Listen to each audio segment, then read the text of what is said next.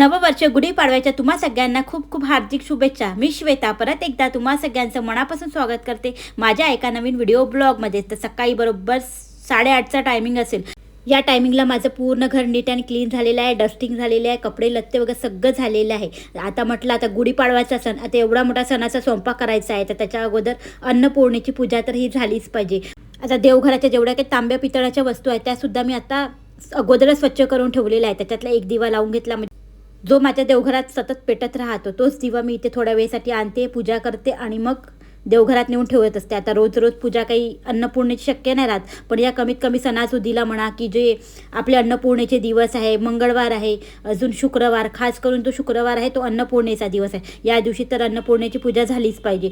तर आज ठरवलेलं आहे की तर मस्त असा आज पुरणपोळीचा स्वयंपाक करूया. तर मी इथे चण्याची डाळ घेतलेली आहे. चण्याची डाळ घरचीच आहे, तर त्यामुळे त्याचा कलर थोडा वेगळा दिसत असेल. त्यानंतर तुरीची डाळ घेतलेली आहे, अजून तांदूळ, आणि रात्रीच मी काबुली चणे आणि चणुली वगैरे भिजत घातली होती. तर माझा विचार असा होता की पूर्ण एक सोबतच कुकरमध्ये लावून द्यायचं, म्हणजे आपल्याला 10 वेळा कुकर लावायची गरज पडणार नाही. तर याच विचारत होती मी. हे सगळं करताना 1-2 भांडे पण मला चेंज करावे लागले, म्हणजे जसं कुकरमध्ये बसेल ना तसेच मी डबे आणि वस्तू घेतलेले आहेत. तर चारही एक सोबत लावून घेतलं, तर आता कुकर आपला लागलेला आहे. तर जसाच कुकर लागला तर पटकन म्हटलं हाताशीरशी कणिक भिजवून ठेवून द्यायचे. त्यानंतर मी सकाळीच वडे करीन म्हटलं आज. तर वड्याची डाळ पण सकाळीच भिजत घातलेली होती, तर ते सगळं स्वच्छ करून पाणी वगैरे 2-3 पाण्याने धुवून ते पण एका जे काही चाळणी असते ना त्याच्यात ठेवून देते म्हटलं, म्हणजे जेवढं काही पाणी असेल ते पाणी पूर्ण नितरून जाईल. म्हणजे जेव्हा केव्हा मी वड्याची डाळ बारीक करीन ना, तर मग वड्याची डाळ छान अशी मोकळी फडफडीत राहील. एवढ्या सगळ्या गोष्टी करून घेतल्या. आज गुढीपाडवा आहे, सोबत सोबत चैत्राचे नवरात्र पण आजपासून प्रारंभ होणार आहे, ज्याला आपण रामाचे सुद्धा नवरात्र म्हणतो आणि चैत्राचे सुद्धा नवरात्र म्हणतो. यासोबत सोबत माता राणीची सुद्धा पूजा अर्चना होत असते. तर त्याच्या निमित्त मला आज देवघरात छान अशी कलशाची स्थापना करायची आहे. म्हणजे रोजचा मंगल कलश तर असतो, पण आज स्पेशली पहिला दिवस आहे नवरात्राचा. तर आजपासून जो मी कलश स्थापना करीन ना, तर 9 दिवस तो कलश माझ्या तसाच देवघरात राहील. आणि छान असं गुढीपाडवाचा सण, परत आजपासून नवरात्र प्रारंभ. तर हे सगळं म्हटलं की छान असं उंबरठा पूजन तर आलेलंच आहे. पूर्ण जेवढं काही पायऱ्या वगैरे सगळं स्वच्छ करून घेतलं होतं. उंबरठा वगैरे सगळं अगोदरच मी पुसून घेतलं होतं. आणि जो दरवाजा आहे ना, मेन दरवाजा, जिथे मी आता उंबरठा लेपन केलं ते सुद्धा छान असं स्वच्छ पुसून घेतलेलं आहे मी. आता लगेच मी हळदीचं लेपन केलं आणि लगेचच म्हटलं रांगोळी काढून घेते, म्हणजे एका सरशी एवढं सगळं आपलं काम होऊन जाते. कारण की वारंवार इकडे येणं जाणं होत नाही. आणि आजचा दिवस असा आहे की कामं हाताशी लागलेलेच आहे. एक सोडा की एक धरा, एक सोडा की एक धरा. तर हळदीचं लेपन पण वाढून जाईल आणि उंबरठा पूजन बाकी आहे. ते सगळी पूजा जेव्हा केव्हा करीन ना मी, तेव्हाच मी उंबरठा पूजन पण करून घेणार आहे. तर वटाणे तर मी कुकरमध्येच लावली, सोबत पुरणाची डाळी लावली. तर पुरण लावलं तर चला म्हटलं मस्त अशी छान कटाची आमटी पण करूया. आता कटाची आमटी आहे, सोबत आता जे काही मी काबुली चणुली टाकलेली आहे भिजत, दोन्ही टाकलेले आहे त्याच्यात. तर त्याची भाजी करायची. आता अद्रक लसण तर लागणारच होतं, तर छान असं फ्रेश अद्रक लसण करून घेते म्हटलं. आणि आता अद्रक लसणाला तर हात लागलाच होता आता मिक्सरला, तर सोबत म्हटलं चला आपण वड्याची डाळ पण बारीक करून घेऊया. तर असं कामाचं नियोजन करावं लागतं, तेव्हाच कामं भरभर होता. म्हणूनच मी साडी लवकर वेअर केली नाही, म्हटलं घालीन नंतर आरामात अर्धे काम झाल्यानंतर. तर साडी जर घातली ना, तर कशी साडी आजच्या दिवशी आपण नवीन कोरी साडी घालत असतो, आणि मग ते साडीवर कसं आहे ना, काही पण लागूनच जाते. ज्या दिवशी अलबत आपण नवीन साडी घालतो ना, त्या दिवशी अलबत डाग हा लागलाच पाहिजे, असं तर होते. तर त्याच्यानंतर ना आता एवढं सगळं काम केल्यानंतर छान अशी साडी वेअर करून घेतली.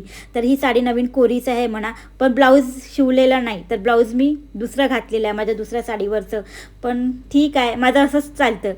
पण साडीनी जेवढा छान असा लूक उठून दिसतो ना, तसा ड्रेसने तर कधीच उठून दिसत नाही म्हणा. पण आजकाल आपण रोज साडी वेअर नाही करू शकत, खरंच नाही करू शकत. पण सणावाराला तर करते म्हणा मी. जेव्हा केव्हा सण असेल, माझे व्रत वैकल्य असेल, त्यावेळेस मी आवर्जून साडी घालते. तर इथे आपलं जी काही पुरणाची डाळ आहे मस्त छान अशी शिजल्या गेलेली आहे. तर माशेरच्या साईडनी मी मॅश करते, तर पूर्ण मॅश होत आहे. तर अशीच डाळ झाली आज मला ना, त्याच्यामध्ये काही बारीक करायची गरज पडत नाही आहे. एवढी छान डाळ मस्त अशी शिजून गेलेली आहे.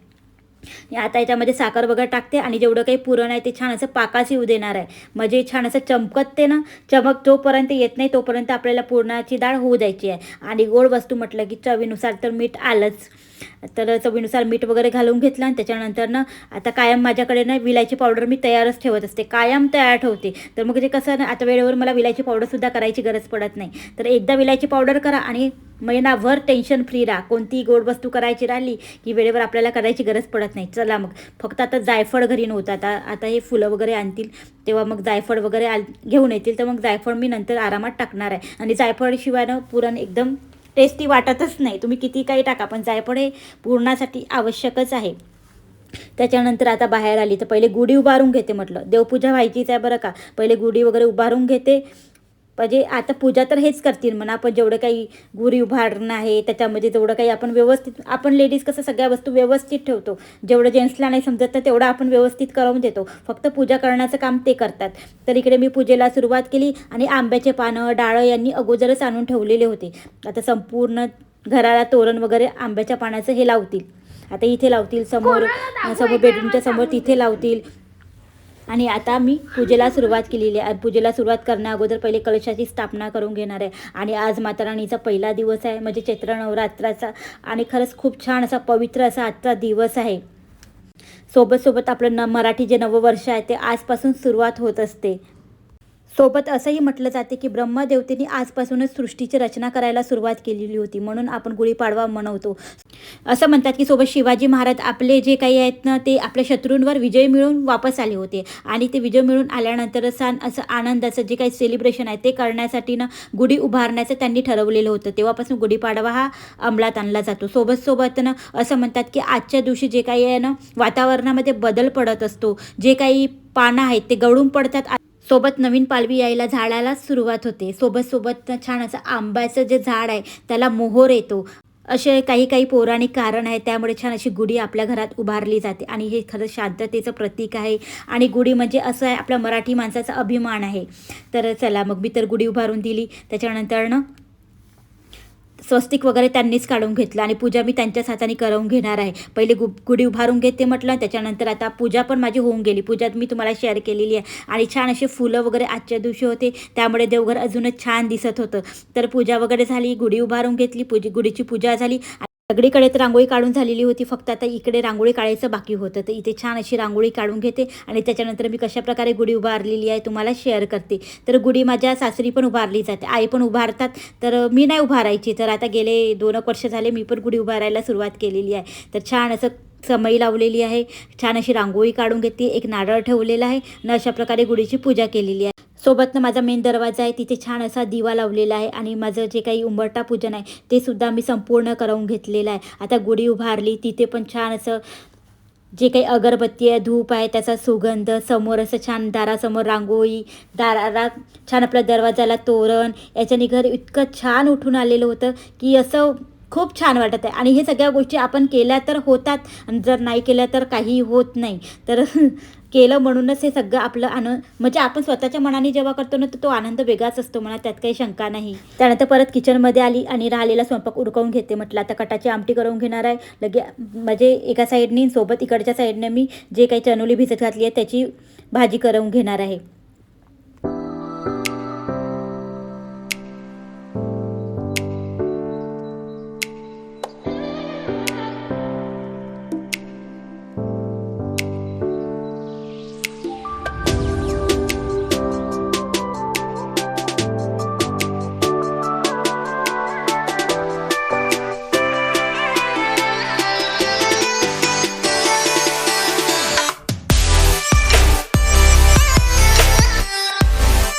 ज्या काही दोन्ही भाज्या आहेत त्या तयार झालेल्या आहेत. वड्याची डाळसुद्धा तयार करून त्यामध्ये तिखट मीठ सगळं मी टाकून घेतलेलं आहे. आता फक्त ना जायफळ यामध्ये पुरणामध्ये टाकायचं होतं, जायफळ टाकून घेते आणि मग पुरणपोळी, पुऱ्या, परत वडे एवढंच माझं बाकी आहे. बाकी सगळं काम तर झालेलं आहे म्हणा. आता हे टाकल्यानंतर सोबत आज कढी करते म्हटलं, पण मग कढी नाही केली तर छान असं ताकच मग मी फ्राय करून घेतलं. तर कटाची आमटी आपली तयार आहे आणि मस्त असा कट त्याला आलेला आहे. सोबत इथेही तुम्हाला दिसत आहे चनुलीची भाजी पण तयार आहे. त्यानंतर आता वडे काढते, गरम पुऱ्या काढते आणि एका साईडला पटकन पुरणच्या पोळ्या करते आणि नैवेद्य दाखवणार आहे देवाला आणि गुढीजवळ, कारण की 12 वाजत आलेले आहे आणि मुलांनासुद्धा भूक लागलेली आहे म्हणा. फक्त त्यांना मी ते दिलेलं होतं. आता वॉटरमेलन सगळ्यात सुरुवातीला मी तुम्हाला दाखवलं, तर टरबूज त्यांना कापून दिलेलं होतं, ते खाल्लेलं होतं, तर त्याच्यावरच मुलं पण आहे. तर चला मग पटकन असं पुऱ्या पुऱ्या पण काढून घेणार आहे. आणि इतके म्हणजे एकटर आले की इतके घाई होते ना की हे काम करू की ते काम करू असं होऊन जाते. पण होऊन जाते म्हणा जर आपण घाई केली की भरभर. आता दोन्ही साईडला मी एका साईडला कढई ठेवली आणि एका साईडला तावाही ठेवलेला आहे. आणि पुरणपोळ्या ना माझ्याकडे जास्त कोणी खात नाही. एक मी गुढीची पुरणपोळी करेल, एक देवाजवळची आणि एक एक्स्ट्रा एवढंच करणार आहे. आणि यांनी मला सांगितलं होतं की मला पुरणाची डाळच देशील, जे काही पुरण तयार केलं मी तेच खाईल बा म्हणून. तरी पण मी एक पोळी एक्स्ट्रा करीनच म्हणा, जर त्यांची इच्छा होईल तर ते खातीलच. आता पकोड्यासाठी जे डाळ टाकली आहे त्याच्यामध्ये सुद्धा मी 2-3 प्रकारच्या डाळी मिक्स केलेल्या आहेत. तर त्याच्यामुळे ना पकोडे पण छानसे क्रिस्पी आणि हे होतात. आणि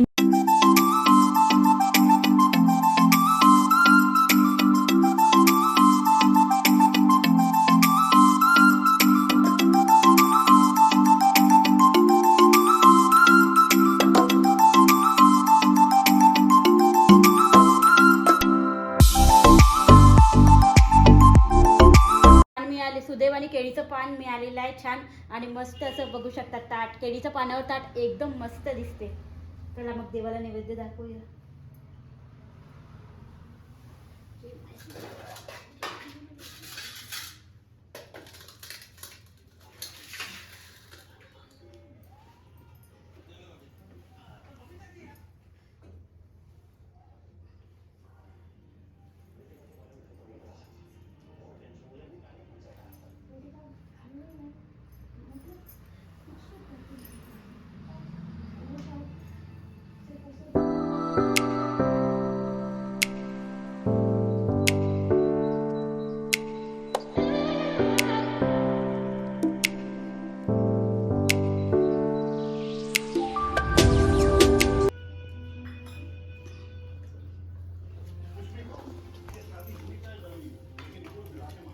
कैसा बना खाना? कसं झाला स्वयंपाक? कसं झाला स्वयंपाक सांगा ना. चांगला झाला का नाही? भाजी कशी झाली? अगं तू जेवण कर ना. नाही जेवण करत? आज माझ्या नव्याला बरं नाही आहे, हो ना नव्या? हा मार खाल्ला कारण रागवलं ना मी म्हणून. ना नव्या म्हणून एवढं मनावर घेऊन घेतलं रागवलं मम्मीच्या. मम्मीचं रागवून एवढं मनावर घेतलं का? हा ना नक्षूला केळीच्या पानातच जेवायचं आहे. तिचं पान काढून त्याला द्यायला लागलं. हा ना मिठी रोटी खा, मिठी रोटी.